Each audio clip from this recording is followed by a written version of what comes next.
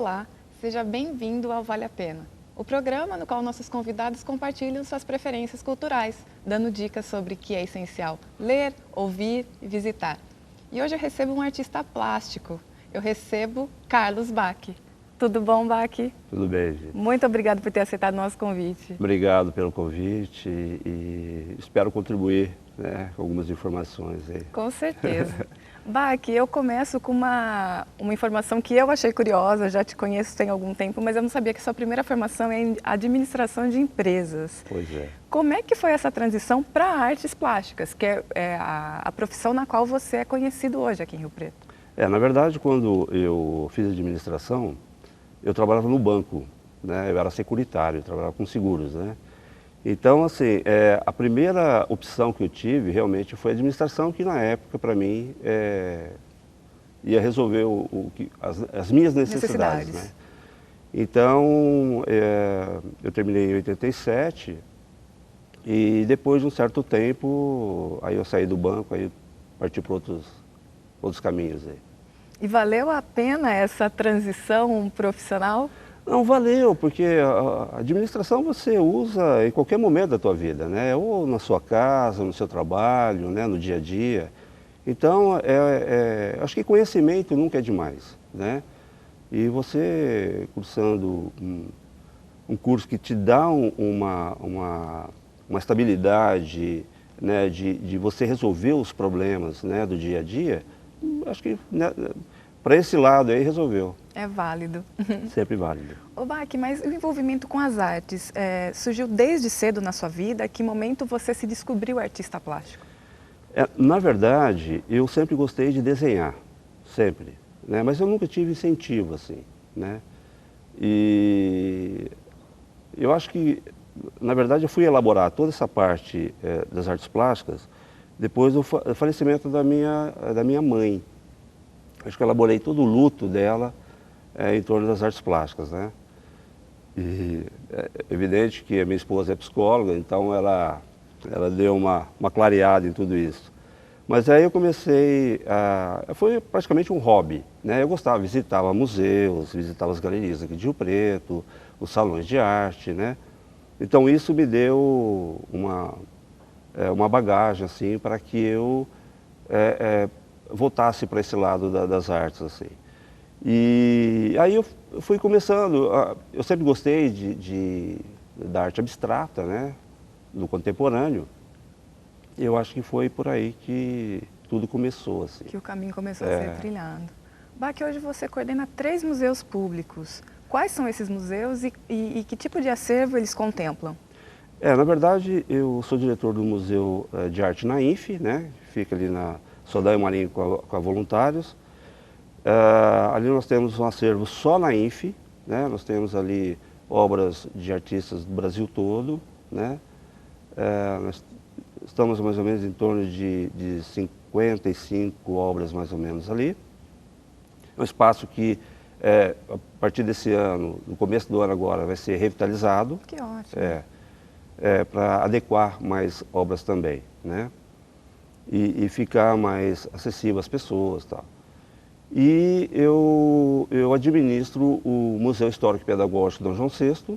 Que fica lá no Centro Cultural. Isso. Lá na biblioteca, que o pessoal conhece, né? Anexo o Museu Histórico e Pedagógico Dom João VI, nós temos a Pinacoteca, né, municipal.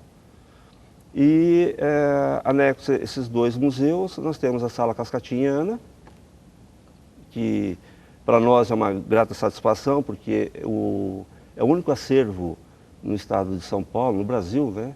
Desses artistas estão aqui em Rio Preto. Nem em Araras, que é a cidade natal da Inhana, e nem Araraquara, que é a cidade natal do Cascatinha, tem acervo deles.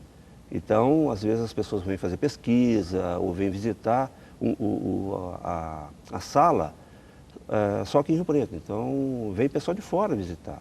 Né? Então, para nós é um orgulho. E anexo à Pinacoteca, nós temos a Sala Cláudio Malagoli, né? Que ele retratou Rio Preto antigo. Né? Que para nós também são obras de um valor imenso, porque Rio Preto não tem essa característica de preservar patrimônio, né? E ele preservou o patrimônio através das pinturas, né? É um espaço que a gente pode dar como uma dica de que vale a pena Com conhecer, né? Esse certeza, resgate com da certeza. cidade pela arte, né? Isso, e o Museu Histórico Pedagógico Dom João VI é um museu antigo, é de 1958, que foi através do decreto do Jânio Quadros, né? Que na época era governador, e decretou que todas as cidades tinham que ter um museu, né? De porte médio e tal. E teve um ano, mais ou menos, para fazer a adaptação, para montar. Então são peças antigas que, principalmente os jovens adoram, porque não viveu essa realidade, né? Então nós temos lá a máquina fotográfica, a máquina de escrever, os televisores, rádios antigos. Então vale a pena visitar sim. Que bacana. Ô Bach, quando a gente fala em artes plásticas, especialmente em Rio Preto, a gente lembra muito da arte naif, a arte ingênua e primitiva, especialmente por José Antônio da Silva. Isso. Eu queria que você me contasse um pouquinho e falasse para os nossos telespectadores por que vale a pena conhecer a obra desse artista e o que ela tem de tão especial que ela é valorizada no mundo todo. O Silva, na verdade, ele revolucionou as artes plásticas, né, através da sua pintura naif aqui na região, né? Ele era muito excêntrico, né? Então, através da pintura dele, que era uma pintura ingênua, ele viveu as pinturas dele vivem muita coisa rural, né? Que hoje os artistas naif, eles se contaminaram, né, vamos dizer assim, pela urbanismo, né? Porque de certa forma é natural, né, É natural, Bach? é a evolução da arte, como o naif também evolui, né? Qualquer arte evolui. E né? reflete o que eles vivem hoje também, Isso, então você pode ver que hoje a arte naif, ela retrata muito mais, às vezes, o urbano do que o rural, né? E na época não tinha isso, era muito mais rural do que urbano, né? Porque é uma arte ingênua, né? É o que o artista vivia ali. Ele não tem nenhuma formação acadêmica, né? Então ele vivia na área rural, então era aquilo que ele retratava, né? E o Silva retratava muito bem, né? E ele sabia vender o peixe dele, né? Isso que era importante, né? E a partir desse momento, outros artistas também entraram nesse caminho, segmento, né? nesse segmento da arte naif. E tem a arte naif, a gente coloca também um pouco da arte naif ingênua, né? Que é a arte que o artista ele extrapola, vamos dizer assim, na colocação dos objetos, né? Às vezes você vê uma pessoa bem pequenininha, um animal enorme, ou vice-versa.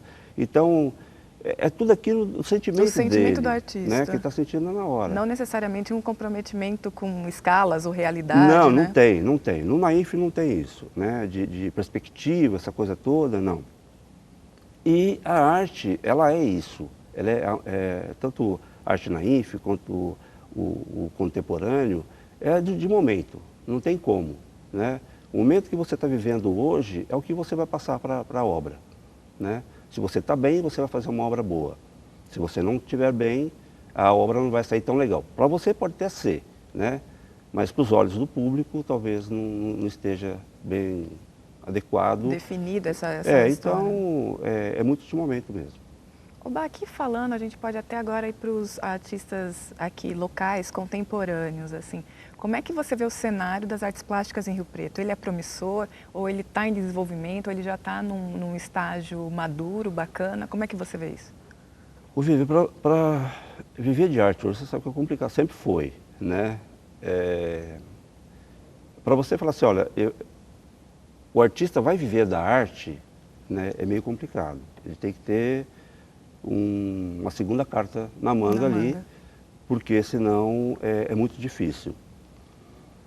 Existem grandes artistas aqui no Preto, né? Grandes, que tanto na arte contemporânea como na arte acadêmica, né? Até mesmo no naif, né? Existem pessoas, artistas aí nesses segmentos das artes que ganham prêmios lá fora, né? Que reconhecidos. Aqui em Rio Preto é meio difícil, porque é difícil a gente ter um espaço adequado, né? Nós temos o salão, esse ano nós não tivemos, mas o salão de artes plásticas, que é todo ano, e isso também dá para você ter uma margem e você ver obras de outros artistas também, para aquelas pessoas que não têm condições de visitar museus, né? Visitar obras de outros artistas.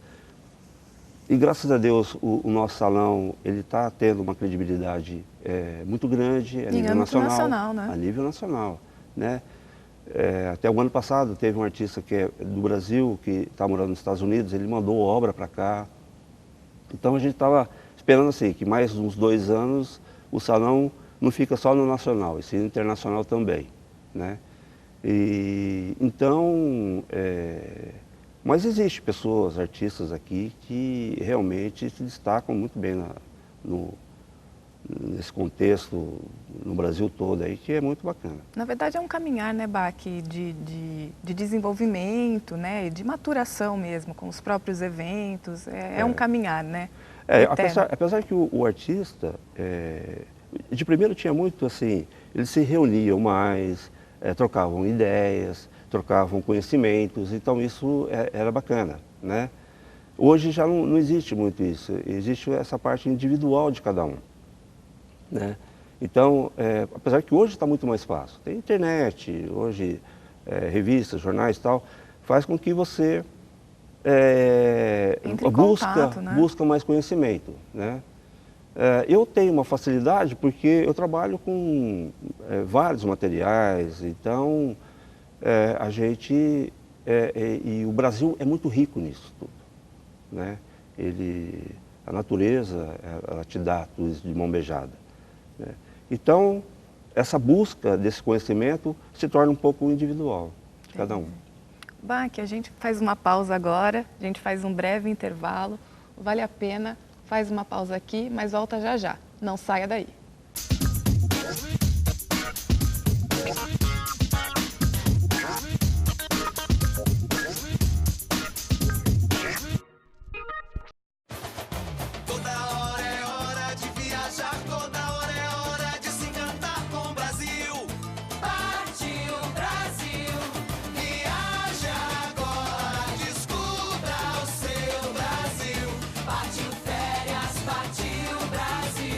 Brasil tem viagem um ano inteiro. Aproveite! A cada novo destino, uma experiência inesquecível. Partiu férias, partiu Brasil!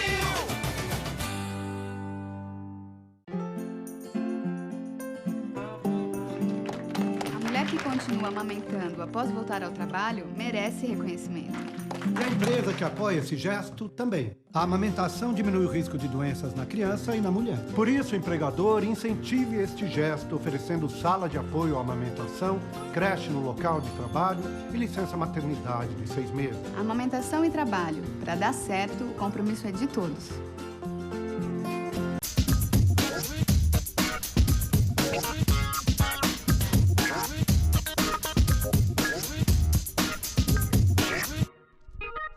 Olá, o Vale a Pena está de volta e hoje eu recebo o artista plástico Carlos Bach. A gente encerrou o bloco anterior falando sobre artistas de Rio Preto, museus de Rio Preto, e eu dou sequência um pouquinho a esse assunto agora. Ô Bach, eu queria que você me falasse um pouquinho sobre museus. A gente já falou um pouco dos museus locais, agora a gente vai ampliar para os nacionais. Você, como alguém que coordena museus, que museus você indicaria para o nosso telespectador, para que ele possa visitar, espaços que vale a pena visitar?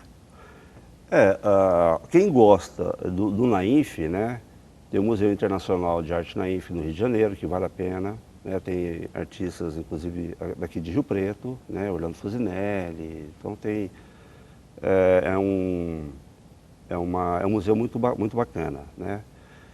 Eu gosto muito de ir na Pinacoteca em São Paulo, né, porque tem uma diversidade de obras que a gente vê de tudo lá, né.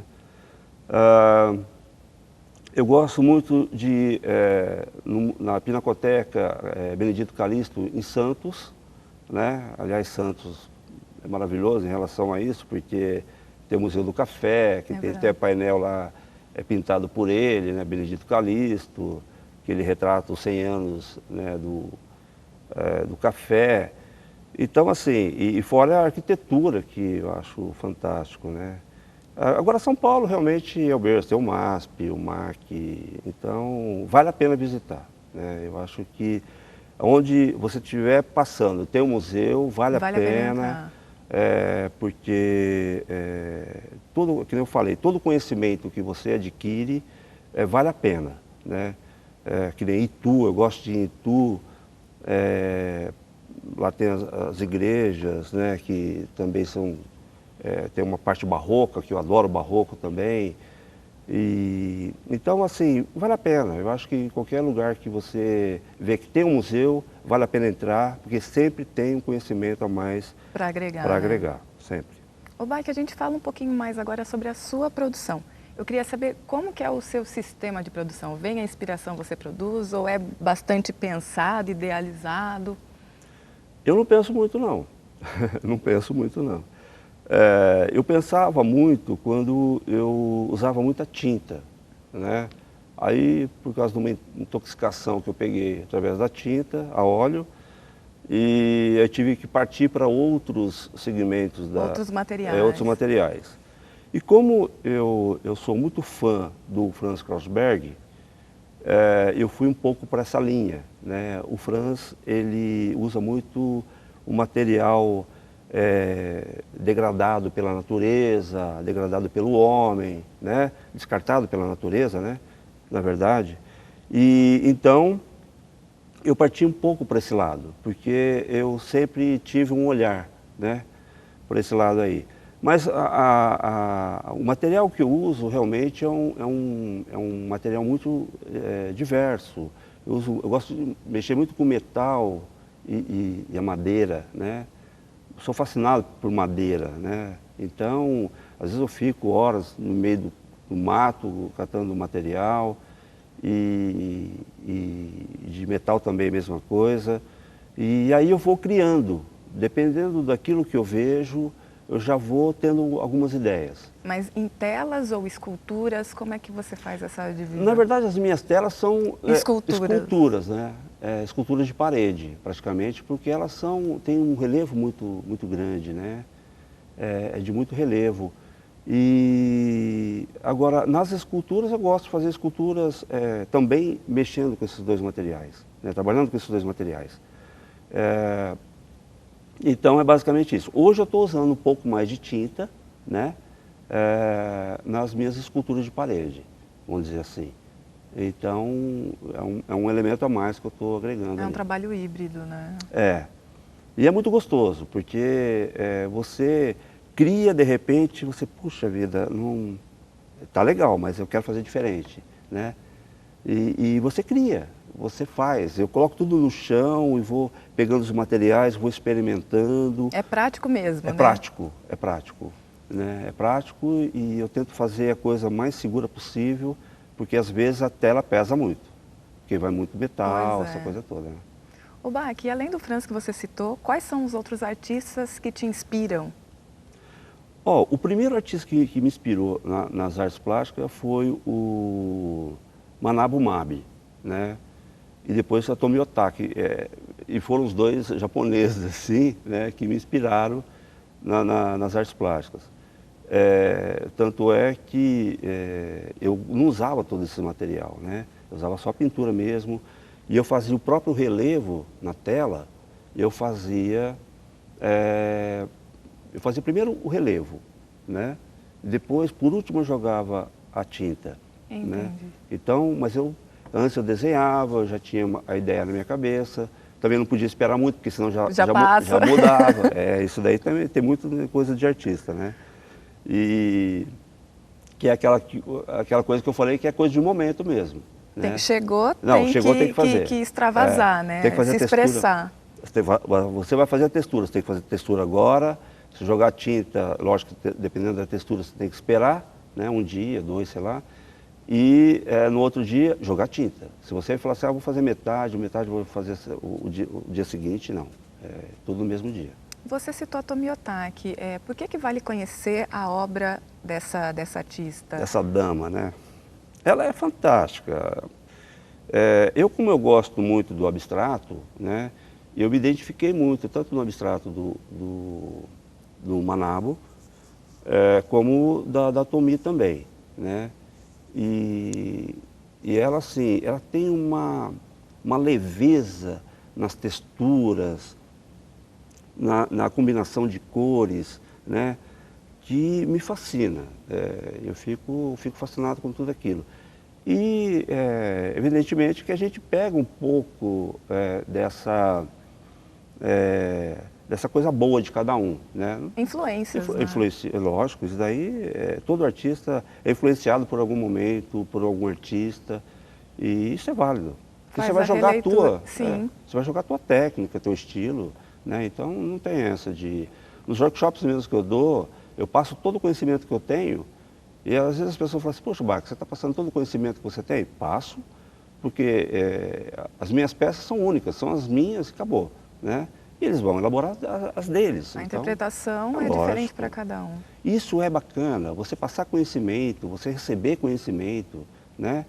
Isso é legal, é o que falta realmente para os artistas, né? Ô Bach, eu queria que você nos contasse um pouquinho sobre um trabalho especial que você está fazendo, a restauração de uma escultura que é muito emblemática para a cidade. Conta um pouco para a gente sobre esse trabalho. É uma escultura do João Figueira, né? A escultura que estava em frente do Teatro Municipal. Já fazia mais de 40 anos que ela estava lá e nunca foi restaurada. Então você imagina uma escultura de madeira, com 40 anos, tomando chuva, sol, essa coisa toda, como é que estava, né? E o Alexandre Costa, que é o secretário, ele pediu para que eu restaurasse, né? São José de Botas é o nome, São né? José de Botas. Assim, quando eu a vi no chão, porque eu tirei foto dela plantada ali, né? Quando eu vi ela no chão, me deu desespero, porque ela está totalmente oca. Na cabeça do São José tinha ninho de passarinho, né? Tinha abelha jataí, tinha nos pés do São José de Botas tinha planta. Então, assim, foi meio complicado, está sendo ainda. Mas a parte mais crítica era a cabeça do São José, né? Que já está quase já pronta. E como que está sendo esse trabalho? Como é que é esse trabalho de restauração? Assim, por exemplo, as partes ocas, como você está preenchendo? Então, a primeira preocupação é fazer a limpagem de tudo, né? Tirar toda a parte danificada, toda a parte podre, que não tem como mais restaurar, você retirar, né?